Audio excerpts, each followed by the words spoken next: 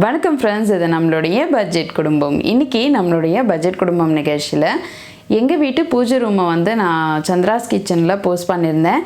அப்போ எல்லோரும் கேட்டிருந்தீங்க, வெத்தலை சொம்பில் வச்சுருக்கீங்க, அது எதுக்காக வச்சுருக்கீங்க அப்படின்லாம் கேட்டிருந்தீங்க.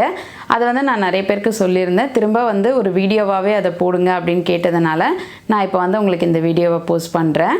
இந்த வெத்தலையை நாங்கள் ஏன் சொம்பில் போட்டு வச்சுருக்கோன்னா, இது மகாலட்சுமியோடைய குறியீடாக சொல்லுவாங்க. மகாலட்சுமி வீட்டில் எப்போவுமே தங்கியிருப்பாங்க அப்படின்னு சொல்லுவாங்க. அதுக்காக தான் இந்த வெத்தலையை நாங்கள் சொம்பில் போட்டு வச்சுருக்கோம். இது 2 சொம்பில் 3 வெத்தலையாக போட்டு வச்சுருக்கேன்.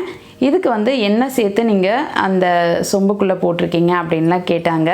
இப்போ நான் அந்த சொம்புக்குள்ளே என்னெல்லாம் சேர்த்து நான் அந்த வெத்தலையை வச்சுருக்கேன் அப்படின்றத உங்களுக்கு செஞ்சு காமிக்கிறேன். இப்போ நம்ம இந்த கலசத்தில் வெத்தலை எப்படி போடுறது அப்படின்னு காமிக்கிறேன். ஏன்னா உங்களுக்கு இது நிறைய வாட்டி நிறைய பேருக்கு சொல்லிட்டேன். இருந்தாலும் இது டவுட்டாக இருக்குது அப்படின்னு நிறைய பேர் கேட்டிருந்தாங்க. இப்போ நான் மறுபடியும் உங்களுக்கு ஒரு வாட்டி சொல்லிடுறேன். இந்த மாதிரி ஒரு சொம்பு வாங்கிக்கோங்க. இதுக்கு கீழே இந்த மாதிரி ஒரு தட்டு வச்சுக்கோங்க. இந்த தட்டில் குங்குமம் வச்சு மஞ்சள் குங்குமம் வச்சுட்டேன். இப்போ பார்த்திங்கன்னா இந்த சொம்பில் 3 பக்கமும் நான் மஞ்சள் குங்குமம் வச்சுருக்கேன். வச்சுட்டு அதே மாதிரி இன்னொரு சொம்புக்கும் வச்சுருக்கேன். இப்போ நம்ம இதில் தண்ணி ஊற்றிருக்கேன். சுத்தமான தண்ணியாக ஊற்றிக்கோங்க. இதில் நீங்கள் வேறு எதுவும் போட வேணாம். மஞ்சள் தூள் ஒரு சிட்டிகை போடுங்க. மஞ்சள் தூள் போட்டுட்ட பின்னாடி நம்ம வெத்தலையை வைக்க போகிறோம். வெத்தலை ஒரு சொம்புக்கு 3 வெத்தலை. இதுக்கு நீங்கள் காம்பெல்லாம் கிள்ள வேணாம். இதை அலசிட்டு அதுக்கப்புறம் இந்த வெத்தலையை வச்சா போதும். இப்போ நான் வெத்தலையை வைக்கிறேன். இந்த மாதிரி தான் வைக்கணும். காம்பு உள்பக்கமாக போகணும். வெத்தலை மேல் பக்கமாக தெரியணும். இந்த மாதிரி 3 பக்கமும் வெத்தலையை வச்சுருங்க. இப்போ அதே மாதிரி அந்த சொம்புக்கு வைக்கலாம். நிறைய பேர் ஒரு சொம்பில் வைக்கலாமான்னு கேட்குறீங்க. ஆனால் ஒரு சொம்பில் வைக்கலாம். ஆனால் நீங்கள் 2 சொம்பில் வைக்கிறது ரொம்ப நல்லது. இப்போ இந்த மாதிரி 2 சொம்புலையும் வெத்தலை வச்சுட்டு அதுக்கப்புறம் உங்கள்கிட்ட இருக்கிற பூக்கள் ஏதாவது ஒன்று வச்சுருங்க. நான் சாமந்தி பூ இல்லைன்னா ரோஸ் இந்த மாதிரி வைப்பேன். இப்போ நான் இதை வச்சுருக்கேன். பூ நான் மொத்தமாக கிள்ளலை, இந்த மாதிரி காம்போடு வச்சுருக்கேன்.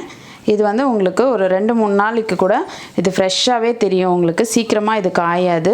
இப்போ நம்ம 2 பக்கமும் வெத்தலை வச்சாச்சு. இப்போ பார்த்திங்கன்னா நம்ம இந்த கலசம் ரெடி ஆகிடுச்சு. இதை நம்ம விளக்கு கிட்ட வச்சு நம்ம பூஜை பண்ணுவோம்.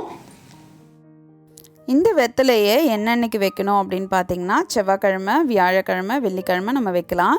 செவ்வாய் வெள்ளி மட்டும் பூஜை பண்ணுறவங்க செவ்வாய்க்கிழமையும் வெள்ளிக்கிழமையும் வைங்க. வியாழக்கிழமை நீங்கள் குபேர பூஜை பண்ணுற மாதிரி இருந்தால் அன்னைக்கு வச்சு நீங்கள் பூஜை பண்ணிவிட்டு அப்படியே வெள்ளிக்கிழமையும் அந்த வெத்தலையை வச்சுக்கலாம்.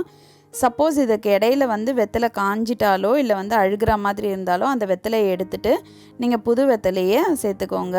இந்த வெத்தலையை கால்படாத ஏதாவது ஒரு இடத்துல போட்டுருங்க. குப்பையில் போடக்கூடாது. அதே மாதிரி இந்த கலசத்தில் இருக்கிற தண்ணியை நீங்கள் செடியிலையோ இல்லை கால்படாத இடத்துலையோ ஊற்றிடலாம். இதுக்கு பார்த்திங்கன்னா சாதாரணமாக நம்ம சாமி கும்பிடும் போது வச்சு பூஜை பண்ணுறது தான். இந்த வெத்தலையை நீங்கள் தொடர்ந்து வீட்டில் வச்சு பூஜை பண்ணிக்கிட்டு இருக்கும்பொழுது உங்களுக்கு நிரந்தரமாக லக்ஷ்மி தங்குவாங்க அப்படின்னு சொல்லுவாங்க. உங்கள் வீட்டில் இருக்கிற பிரச்சனைகள்லாம் படிப்படியாக குறைய ஆரம்பிக்கும்.